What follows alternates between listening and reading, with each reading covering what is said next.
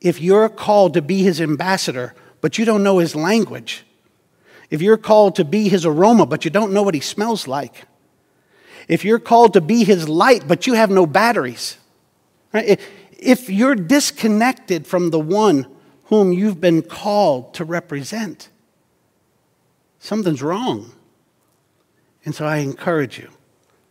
I plead with you. As Paul says oftentimes in his letters, I urge you to embrace the call to come and see, to come and be his bride, church. Let us be his bride.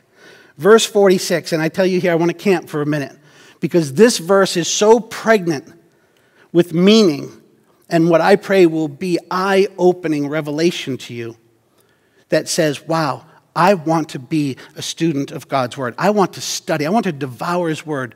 Listen to God's word, and let me ask you what you see and hear here.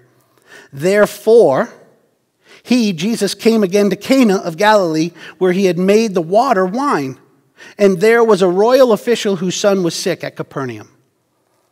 Now, I can tell you, when I'm in my religious mode, I can plow right through that verse like nothing, like a hot knife through butter. Come on, verse 47, what's next? But let me show you what happens when I come to God's word as a student, and I'm asking him to change and to shape me all the way through. Therefore, let me ask you, did you ask what's the therefore? Right? God's taking us to a point and saying, stop, I'm making a point here. What's the therefore? He came again to Cana of Galilee. Do you realize that we now have a circular motion in the ministry of Jesus? I've entitled our message this morning, The Full Circle Gospel. Full circle. Did you notice we now have a designation that Jesus has gone full circle geographically with his ministry? That's important. He came again to Galilee where he had made the water wine. We're told to kind of refresh our memory. This is the first miracle place. He's back to the first miracle place. When I make that point to you, does that kind of condition your thought like, oh, something's going to happen here? Hey, this is a special place. What are you up to, Jesus? And there was a royal official whose son was sick at Capernaum.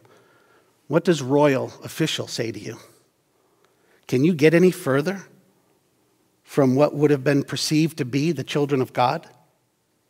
Fat and happy, greedy, oppressive, a have-it-all aspect of the enemy of God.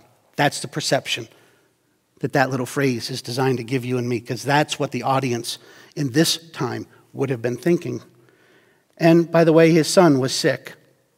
You got that, right? At Capernaum. Did you pick up at Capernaum? Say, well, yeah, but Bible's filled with places. Friends, I want to encourage you not to glance over anything. Again, one verse. Look and listen very closely. I just want you to know this is for all of us. Right? He said we need to read our Bibles better. We need to read our Bibles better. And I thought, so simple and yet so profound.